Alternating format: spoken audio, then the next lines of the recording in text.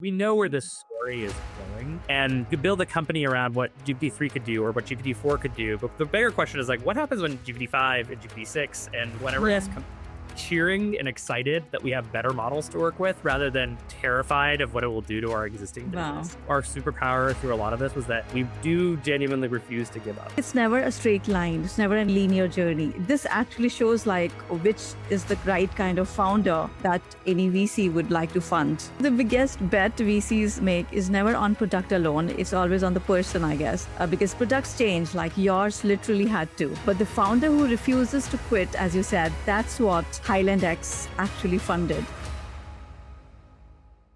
Big dreams don't come quietly. They demand risk. They demand fire. They demand transformation. Welcome to The Corporate Life, Billion-Dollar Conversations. Hosted by Hina Siddiqui, CEO and founder of Corporate Influence Media, creator of Capital Stage Credibility Positioning, 4-time Global Award winner, featured across more than 700 global outlets, and heard in 94 countries. Join us as we sit with tech CEOs, multi-million-dollar entrepreneurs, and leading investors, the people building what's next. Here, success isn't a headline. It's a human story. The turning points, reinventions, failures, breakthroughs, and bold decisions that change everything. Because every life is a movie, and you're the star of yours. In March 2023, OpenAI dropped GPT-4, and overnight, everything Ali had spent 2 years building became obsolete. Most founders would have stopped there. Ali did not. He and his 2 closest friends spent the next 12 months rebuilding from scratch. Dozens of pivots, 0 guarantees. One question they kept asking themselves: do we keep going? And they did.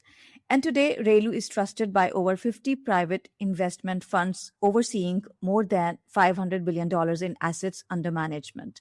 In fact, one of their own customers was so impressed, they led the Series A. But here's what the story is really about. It's not about the product. It's not about the pivot. It's not even about the $12 million raised. It's about 3 friends who refused to quit. Because when GPT-4 made everything worthless overnight, what they decided about themselves in that moment changed everything. This is Ali Dastjerdi, and this is his movie. Ali, 3 friends, one idea, building something together. What were those days like? You know, it was a lot of time spent in a very small office that we had in a WeWork, the 3 of us. Very little space between us. A lot of trying different things. You know, the 3 of us are technical builders. So we all were engineering, building things, trying to build pitches, trying to find people who we would like to spend 15 minutes with us, explaining a problem. A lot of reconnecting with people we never thought we'd reconnect with. To either ask them to be a customer, ask them to try something out, ask them to get feedback. I think I called in a whole lifetime with our favors between all 3 of our friends and colleagues and broader network. But a lot of trying and failing and trying again. So that was kind of the early days of the 3 builders together. Yeah, it must be fun with friends, right? Yeah, it's fun. I mean, it's also a little stressful with friends. Okay. Is it? You know, when we first started off the company, I asked another founder that I knew who had also built a company with one of his closest friends, is this a good idea or not? And he asked me a question. He said, have you guys ever fought? And I was like, of course we fought before. What do you mean? And he was like, well, you know, are you in that phase of friendship where you're like an old married couple where you fight all the time? You know, you keep trying at it the next day, or are you still like the kinds of friends that like, if there is a fight, it'll be the first one, and you know maybe there's something that'll happen after that.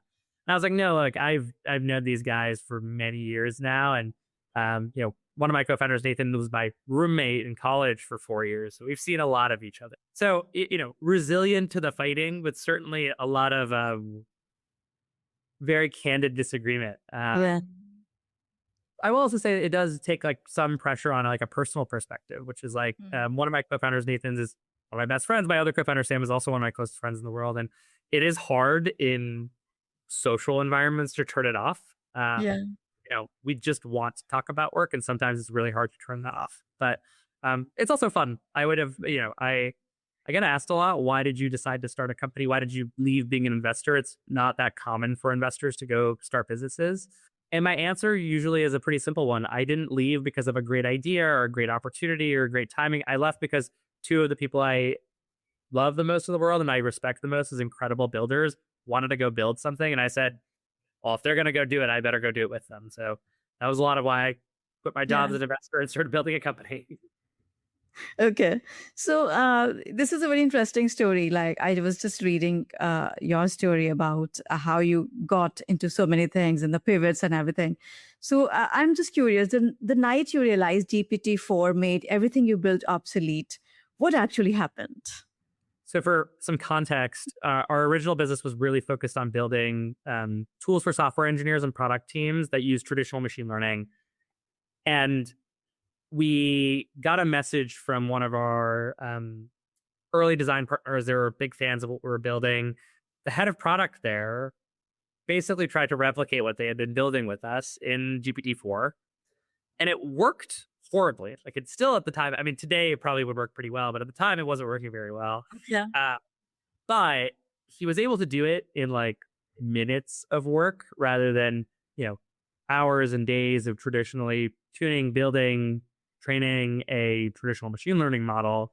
And even though it wasn't great, it was like 70% as good with almost zero effort involved. And it was kind of one of those aha moments that was like, oh no, it's going to be really hard to convince people to shift the way they think about this. And, one of the big moments I'll never forget about a conversation I had with my co-founders is that, we had seen GPT-3 change a little bit of the world, and then ChatGPT came out and changed a lot of the world, and then GPT-4 came out and it kind of caused even bigger reverberations. And one of the things that we thought a lot about as co-founders is like, okay, like we should be smart, and like we all have machine learning and AI backgrounds. Like we know where this story is going, and you could build a company around what GPT-3 could do or what GPT-4 could do, but the bigger question is like, what happens when GPT-5 and GPT-6 and whatever else comes out? Good eye. And we spent a lot of time thinking about how do you build a company that when the next time there's an OpenAI announcement, keynote, or a Anthropic or Gemini or whatever, that we're cheering and excited that we have better models to work with rather than terrified of what it will do to our existing business because of what we built. And so that was like a very big moment for us where it's like build in a way that's built for the GPT-10 to exist. And we think about that ethos pretty deeply. But yeah, it was definitely like an overnight moment where the rug was pulled from underneath us. We realized that almost everything we built, like, yeah, we could keep fighting. We could build a story around it. But it was one of those moments which is like, it's hard enough to build a company. Why fight the wave of the world and billions of dollars and the zeitgeist of the engineer? And so it was a tough decision, but we hit pause on almost everything we were building, and then started to rethink about what to do from there. Yeah, it must be definitely a tough moment. But then what you decide about yourself in that moment, that is even more important. Yeah. Little decisions end up defining the character of a business into its future. Yeah. Or even just like a character of a team. And yeah, that was certainly one of them. Yeah. And then 12 months of pivots, which one almost broke you? None of the pivots themselves almost broke us, but I think the stress that it had with our existing team and the fact that some of that existing team left us was probably what got us closest to being to kind of breaking. As founders, it's kind of a little bit in your DNA. It's a little bit of what you signed up for to like, there'll be roadblocks, and like, especially as three very close friends, like we could keep ourselves pretty sane around that. But the difficulty was that we had two founding engineers join us who were building alongside us. They were incredible builders. They obviously knew what they were getting themselves into. I'm not saying they were like risk averse, like they had joined a very tiny startup, but pivoting is like a much harder strain on them, like restriction on them accelerating their career. I mean, the reason you join and take the risk of being like a early employee at a startup is like the promise of growth, right? Like today it's a bad situation, but you're going to grow so quickly, it'll be a great situation. But when you're pivoting, like there's no concrete roadmap to growth. And so it was really stressful on our existing team. Some of that existing team eventually left us. And that kind of interpersonal loss was the hardest for sure. Because I think between myself, Nathan, and Sam, my other two co-founders, like we could always believe that we had more pivots in us. Like if this one didn't work, we had 10 more, 15 more. I love that. Yeah. We're very resilient. But I think that was a very different story for the rest of our team. And that was really hard because like they were doing the best that they could, and they were incredible, and they were deeply loyal and excited for the risks of a startup. But everyone, especially if you're an employee, not a founder, has a tolerance to that number. And so if they were okay with pivot number 1 and they were less happy about pivot number 2, and pivot number 3 was their last pivot they were going to be willing to go through. And that pressure was a very different strain than what was between myself and my 2 other co-founders. Yeah. And it's very essential phase in every entrepreneurial journey, because it's like it's never a straight line. It's never a linear journey. It's always a little roller coaster. It's ups and downs. And then this actually shows like which is the right kind of founder that any VC would like to fund or back. That resilience is important. Yeah. Yeah.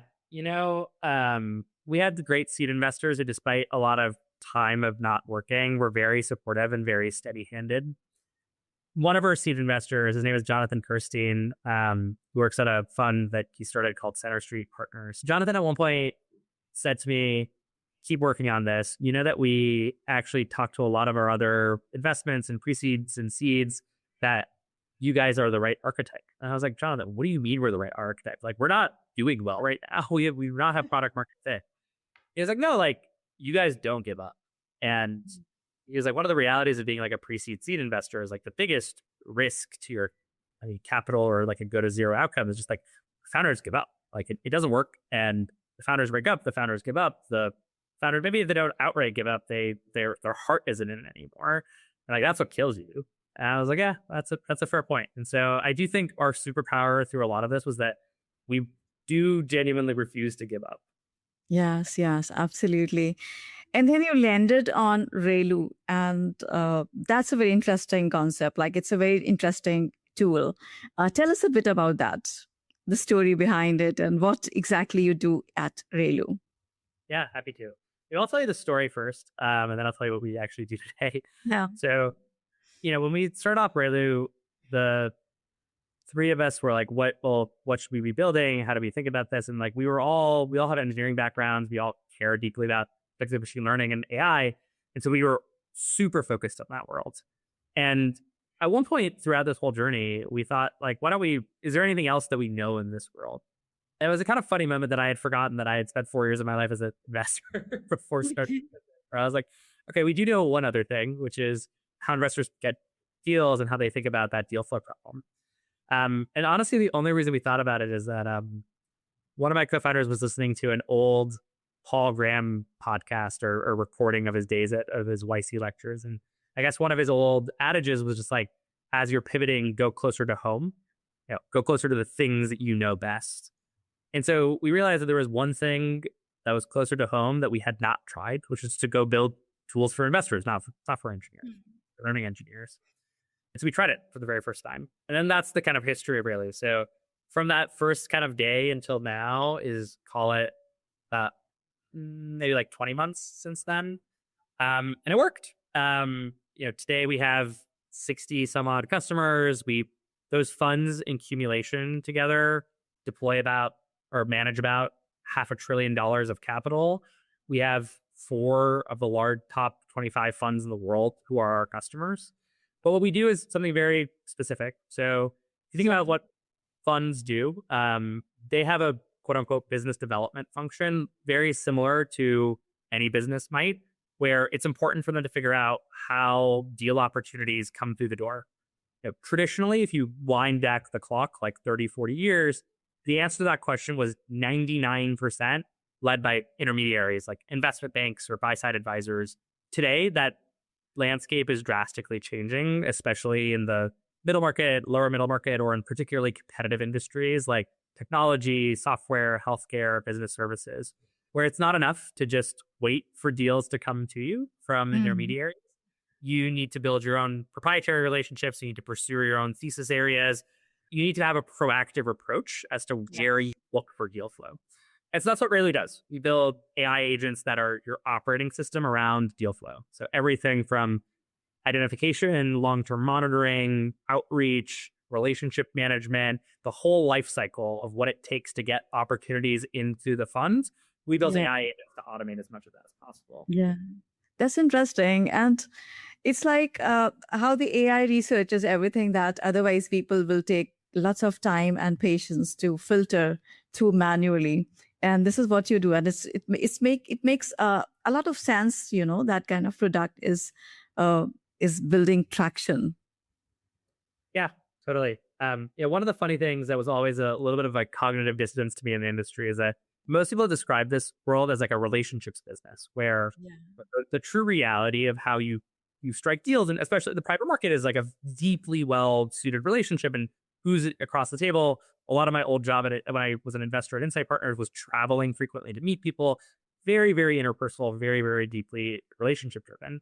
The funny cognitive dissonance is that if you think about the distribution of time that people spend in this job, there's probably spending 95% of their time in front of a computer screen working on what to invest in, building memos, thinking about market landscapes, and only a very small fraction of their time building relationships. I think there's some places where we think AI is going to replace people or change people. And like for us, we generally don't think it should replace anyone. Our whole idea here is that you should stop spending your time in front of our computer screen. Let our agents do whatever you need to do. Go build these relationships. Because at the end of the day, you're trying to find a business that not only you're investing in, but there's a good chance you're a very long-term partner. You are going to operate significant portions of that business.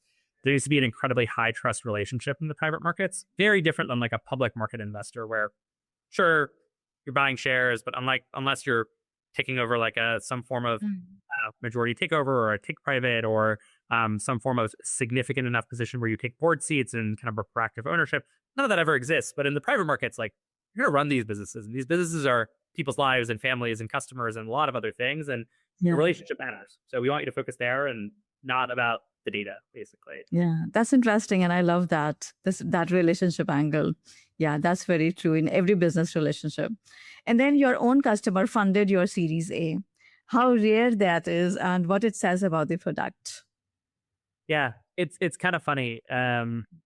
We do a lot of sales calls, and I used to do all the sales calls myself. Thankfully, now we have a little bit of a bigger sales team. And it'd always be funny that whenever we got to an end of a pitch with a customer, some customers would be like, okay, I like this enough that I need to start asking you more investor hat questions, not software buyer questions.